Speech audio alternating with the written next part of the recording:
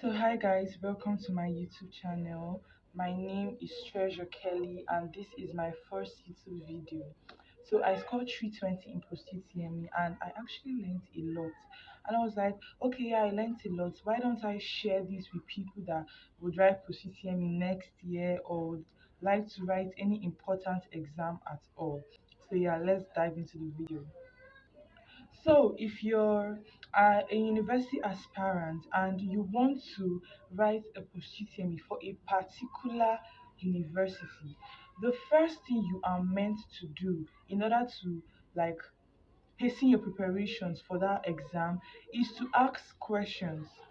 You have to find out about the school. There are many schools, and most schools have their own format. The way this school sets questions isn't the same way this school sets questions.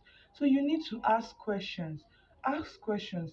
Make sure you inquire about the way your school sets exam.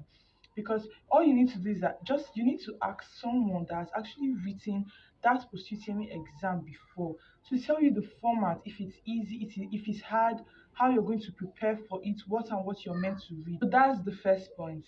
Still on that, asking questions. Asking questions. Some people might neglect this. Maybe you want to write proceeding in a particular school and you just dive into it, start writing, start reading, say, okay, I want to write this proceeding. It's not like that. You need to ask questions. You need to inquire because there are some schools that set current affairs together with your other subjects like your UTME subjects. And there are some schools that don't set current affairs, they just set the UTME questions that you wrote in your jam. That's just it. So they differ. Like me, for instance, I wanted to write post UTME in University of Port Harcourt, and I bought a current affairs book and I was busy reading the current affairs book. Like I crammed it. I was just cramming, using my time to cram because they're like they will set from anywhere, current affairs, this, that. And at the end of the day, I didn't need current affairs because I found out that Uniport, they don't set anything concerning current affairs. Maybe it's all these state schools that normally set it. So you see, that's actually the advantage and the effects of information. You need to be informed. You want to write position in this school, go to Google, browse about the school, browse about their post-UTME, what and what they set, how many questions they set, and the rest of everything that is. So the second point of how I score 320 in my post UTME is that you have to read with strategy, read smartly. This is not an exam that you're going to read the definition, cram everything. No, highest your position can just be 100 questions or 30 or 50 depending on the university you're going to. I've not seen any university that sets position questions up to the amount jam sets. No, they don't do that. So your questions, they are normally like limited, they are normally like small, let me say 100 and below. That's just it. So you have to read with strategy, read smartly. I'm emphasizing on this. So the third point is don't neglect any material that comes to you. Ensure you read everything. When I wanted to prepare for my post-UTME, I was asking my friends, okay, what do you think I should read? What do you think? They said, read everything. This is post-UTME, this is not jam, read everything. And I was like, God, how will I read everything? So what I did was that I did not neglect any material that came to me. Okay, I went for this post-UTME lesson. So they normally share these handouts to us. Like if I see any book, let me say when they share the handouts to us and I'm like reading it, stuff like that. And then they'll be like, okay, the lesson teacher has come, submit the handbooks, this, that. No, as far as I know that I saw a question there that I didn't know. I don't want to give any chances. I'll use my phone, snap it for me to just so that at least when I go home, I can go back to it and revise it over and over again and find out that question that I didn't know the answer. Because you don't just know where the question will come from. So anything you see, just read. Any past question you have, just read. If your school has positioning past questions, please finish the whole year. If they started from 2007 to start setting, make sure that you revise the whole year. The next point is read thoroughly. The exam is mostly 50 questions or sometimes 100 or 30 depending on your university. You'll find this out when you ask questions. That was my first point. So the questions are not as much as jam that you have English 40, this 60 and the rest. No, no, no. The exam is not like that. The exam is more limited. It has limited questions. So it means that if in jam you have 180 questions to answer and you feel 50 out of that 180 questions, you're still good to go. I feel the more the questions, the better for you.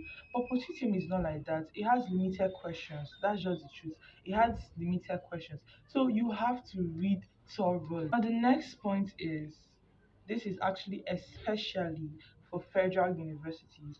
Go back to your jam book.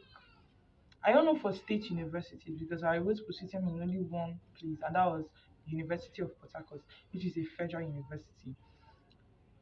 God, I don't even know how to explain this stuff. Okay, okay, let me just say it. Like, I was actually lesson one day, and the professor was like, "Okay, federal universities, you guys can go back to your JAM book. You know, JAM is a federal body, so they could." He wasn't sure. He was just like giving us places that we should, read. You understand? Then, as he just said that jam book, I just picked up that particular point. Then I went to my house. I went home that day. Then I brought back my jam book, and I normally have problem with physics. Yeah, so I decided to start with physics. And when I had this information, was just 1 week to my exam dates. Yeah, because I started preparing for post-UTME very late. I thought my post-UTME was going to be October or November. I didn't know that it was August breaking to September. That is, I wrote September 2nd. So I didn't expect it. So I had only 1 week and some days to prepare for the exam. And immediately he said this stuff. I was like, okay. Because when I was reading my post-UTME book, I found out that I saw some jam questions. They're like, are you serious? And the worst part was like, I already finished the post-UTME book. I finished the whole years, so I didn't really have any material to read on. So I bought my jam book, and the way I read for my post-UTME, I didn't read for my jam like that. Okay, I scored 286 in my jam, and I scored 320 in my post-UTME. Can you see the difference? Because of the difference in my reading.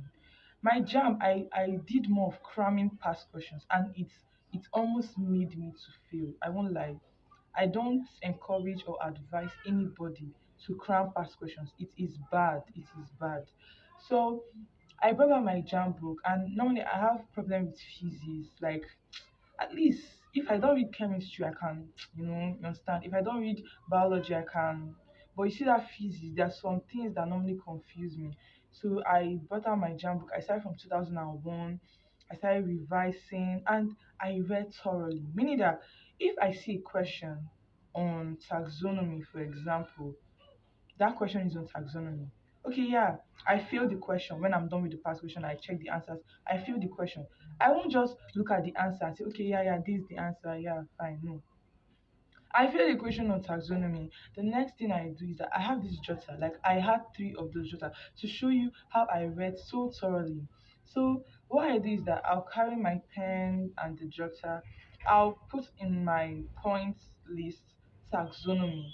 When I'm done with that year, I'll go to my textbook and read on taxonomy. If I see that same type of question in 2012, there is no way you tell me I won't be able to answer it. Why?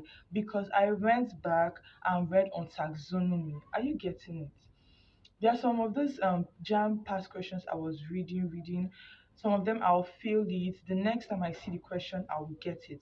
So there was this particular question. Like, my positivity was just so smooth, honestly. And I feel it's because of the way I read so badly, honestly. So the next point is, don't allow anybody pressure you. Oh my god. When I wanted to write Unipop post-UTME, people were like, you want to write Unipop post, are you okay? Why don't you go for UST? Why don't you go for this school, this school? The opportunity is very hard. 50 questions, 30 minutes. Plus there is maths, 10. Oh my god. It was just so bad. The discouragement was just so bad. Don't let anybody pressure you, because the way they hyped the exam, when I went there, it was not like hard. It was not as hard as the way they said it was. I don't know if you get. For me, I just feel like, okay, how they do these exams is that they just, set exams, then they shuffle it. So you're sitting here and you're with your computer. the next person, your question is not the same as the person's question. It's not like jam that okay, my number one might be your number 50. No, it's not like that. It's totally different.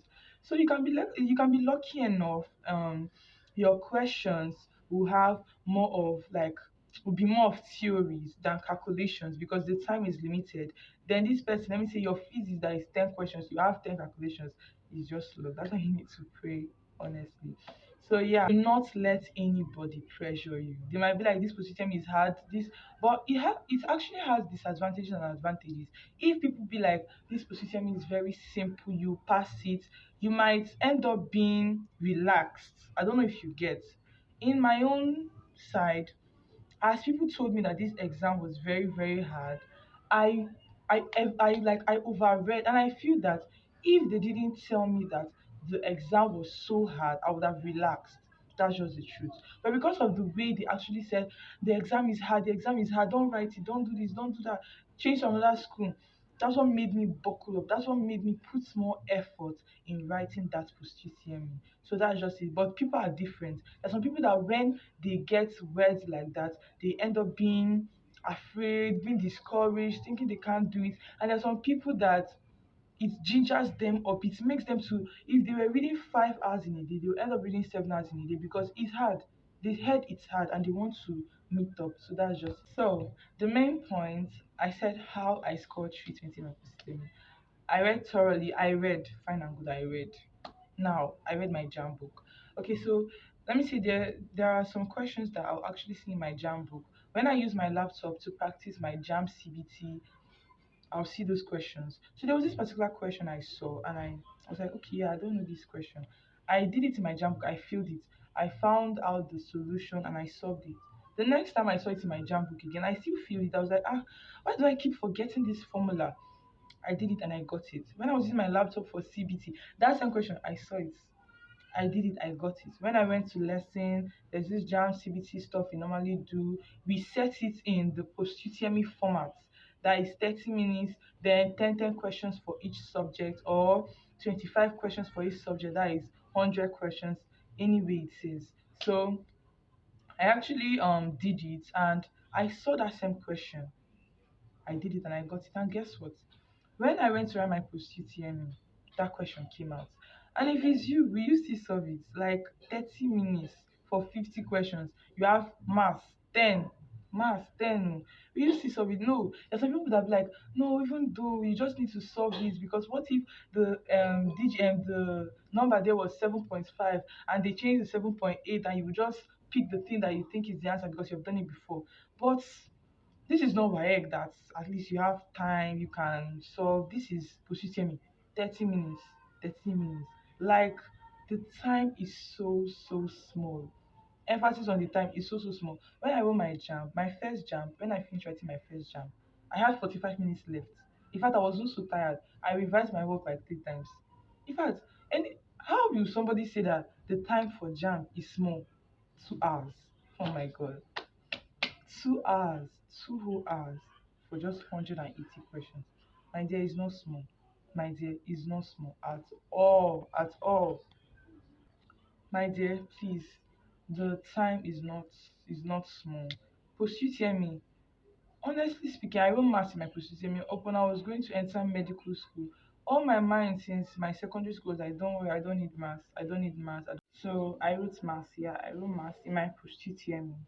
And I didn't actually expect to write maths. Yeah, I didn't actually expect to write maths. So you can imagine writing an exam that has 50 questions for 30 minutes.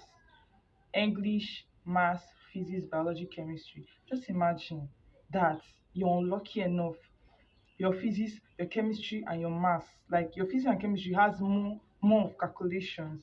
Then your maths is now calculation, 30 minutes. When I wrote my post UTME, as I just finished like revising some, I had just 50 seconds left. Can you imagine? 50 seconds left. Like you will not even have time to revise self. Honestly speaking. the time is so limited. So that's why you just have to make use of your time very, very well.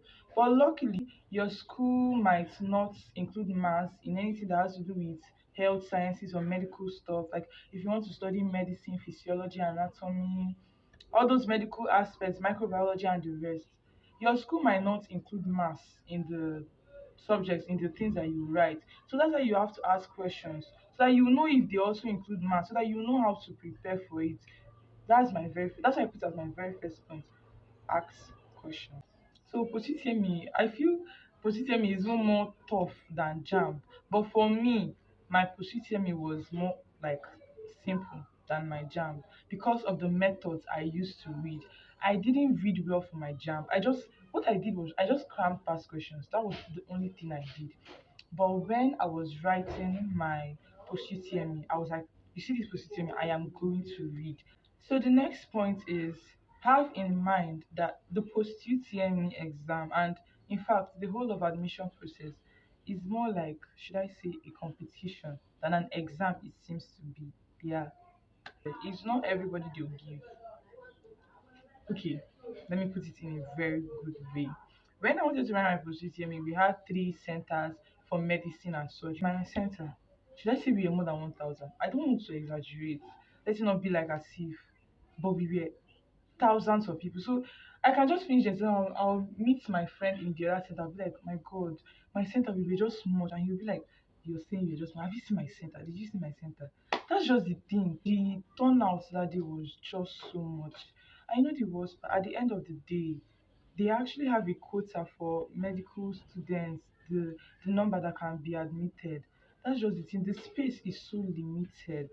That's just the thing. So they actually use the highest scorers. Like, why do you think that they normally bring out the cutoff mark after the post-UTME? They use the scores of the students to assess the range, that is the cutoff mark that they will use. That's what they bring out normally. So that's just it. And at the end of the day, they just admitted 100 and rather 30 and 150. It's not even up to 20% of the number that came out.